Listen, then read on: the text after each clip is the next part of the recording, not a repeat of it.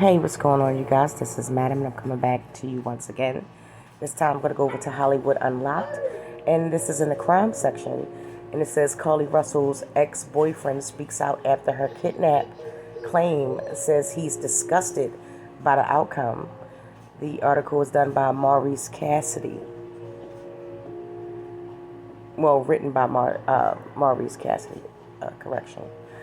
Carlee Russell's ex-boyfriend has finally spoken out about the shocking kidnapping hoax that has left the nation in disbelief.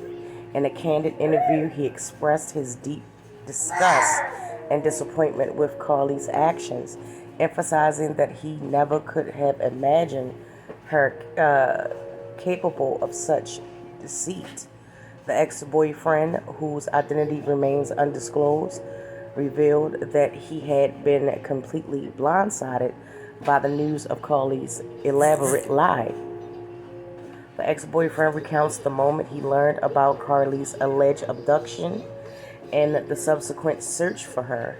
He described feeling a mix of fear, worry, and confusion, unable to comprehend how someone he once knew invent such as a distressing story. As days turned into weeks and with no sign of Carlee, he struggled with his roller coaster of emotions, from anguish to hope and back again. And this is from his profile. Alright. It continues by saying, as the truth began to unravel, the ex-boyfriend shared his immense relief that Carlee was safe and unharmed. However, the relief quickly turned to anger and disappointment as the reality of the hoax sunk in. He expressed his disbelief that someone he once cared for could manipulate the emotions of an entire community and waste valuable resources on a wild goose chase. In reflecting on their past relationship, the ex-boyfriend admitted that there had been signs of Carlee's inclination towards attention-seeking behavior. He recalled instances where she would exaggerate stories or seek validation through dramatic situations. However, he never anticipated that it would escalate to this level. The ex-boyfriend's main sentiment throughout the interview was one of condemnation.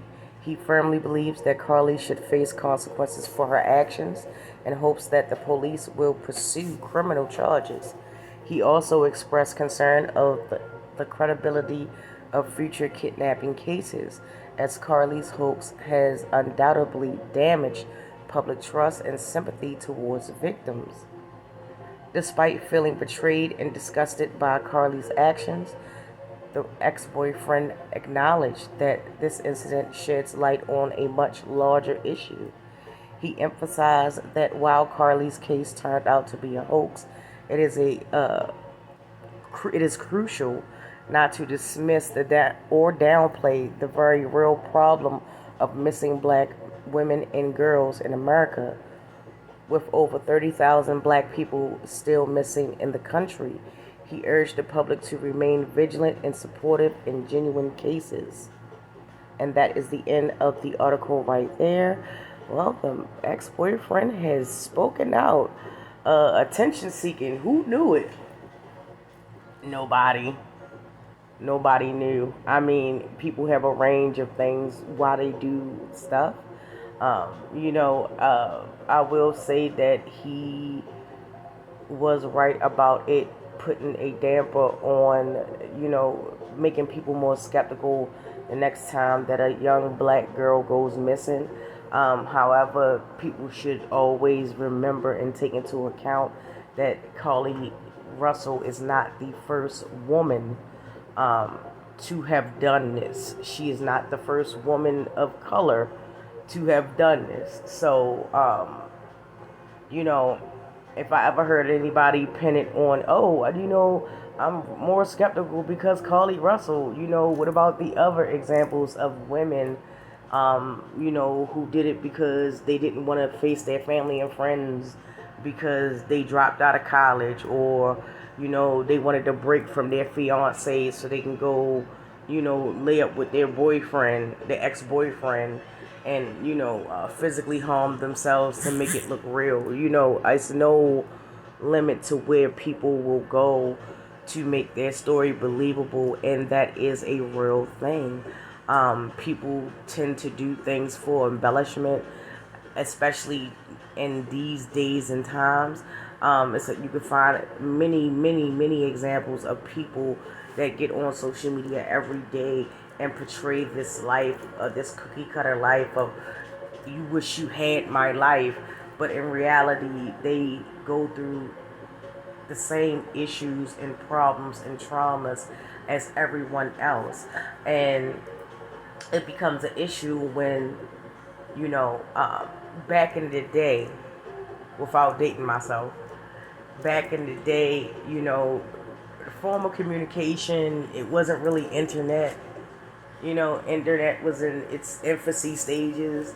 And, people pretty much relied on word of mouth or, mail, newspaper, radio, TV, etc. Nowadays, you can access tons of information in the click of a button, within a matter of seconds. And that's kind of like the scary thing, the good and the bad about it. Yes, you are easier to access information. However, all the information that's being put out there at a millisecond is not factual information. It's not good information. Same thing, it could be related to her attention seeking. There's a lot of people that I know in my personal life that, they rather fake it till they make it. They rather, it's like, not quite Munchausen syndrome, but kind of similar. It depends on the severity and the situation, of course. However, people that seek attention and validation, they tend to go to the extremes and and beyond to get this. I mean, it's rampant on YouTube. It's literally rampant on YouTube. I can shoot off so many examples and so many people in general that they do things for attention, the shock value, and this, that, and the third. And these are the people, when they're by themselves, they're still alone. They could be in a room full of people and they're still alone. They crave that acceptance. They crave that validation. They crave that, oh, look at me, pick me, I want to be the center of attention. And it really is a problem.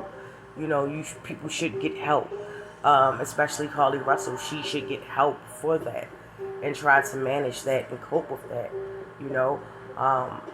There has been instances where attention seeking and seeking for validation from others have gotten people sent to jail for the rest of their life, or sent to jail for for a letter. You know what I'm saying? It's serious when it's a letter, okay, and not a number. All right, if you know, you know. I mean, there's been instances where people were seeking, they wanted to be included in something, so they joined the organization, or I'm not saying this is the case for everyone, but just an example.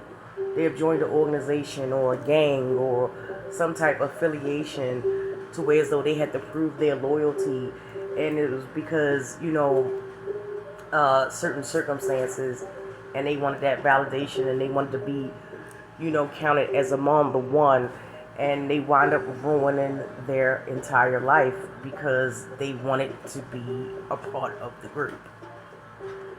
Because they wanted that validation, because they wanted to be, in the spotlight, because they wanted to be, the boss, or a chief. You know what I'm saying? It's like the old saying goes, everybody wants to be a chief, but nobody wants to be an Indian.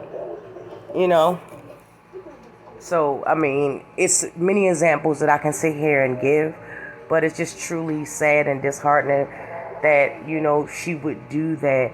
Really, it's a slap in the face to every person that has gone missing, you know, and has not been found into their families, to be honest with you. You know, nothing can bring those people back. Most people don't even know what actually happened to their loved ones. And here she is, able to come home, able to, you know what I'm saying? And then on top of that, you're a whole thief. You know what I'm saying? So you got a couple of problems there, baby girl. Like, just work that out. I ain't gonna drag you or nothing like that, because you're getting dragged enough. However, I will say that seek the proper help that you need. Seek the proper counseling that you need. This situation could have went left really, really quickly, okay? And as for the boyfriend, I could understand his position or whatever the case was. A teacher seeking is never a good thing. Me personally, I was never a person that wanted to be among any, group or crowd or have the love and admiration, you know what I'm saying? I'm kind of a loner, you know what I'm saying? I do have a couple of good friends, good friends, you know what I'm saying? I mean, it's people like that you only find in a century, okay? I'll say that much. But for the most part, I'm pretty much a loner. I don't, you know what I'm saying? I don't want to be all up in nobody's face, who did this, that, bop, bop, bop. Look, check this out. I ain't got time for it. You know what I'm saying? For this very reason. You know what I'm saying? But, hey, that's just my opinion. But I would definitely like to know what you guys think. Drop down in the comment section. Do you think the boyfriend should have came out sooner and, basically, outed her ass? You know what I'm saying, for wasting people's time, money, resources, prayers, feelings, emotions, and things of that nature. I mean, I found it kind of, why would you keep saying, think about her mental health, think about our mental health? Obviously, her mental health is, fudged up, you know what I'm saying? If she out here seeking attention seeking and validation, child. Side note, it was a report earlier on when people started realizing that it was a hoax, that, she got back because her boyfriend cheated. That has yet to be proven. That is rumor and speculation, okay? I just wanted to address that. But let me know how you guys feel. Drop down in the comment section. I love to hear from you. Let's chop it up. Don't forget to like, subscribe, and share. And with that, you guys, I will get with you in the next one.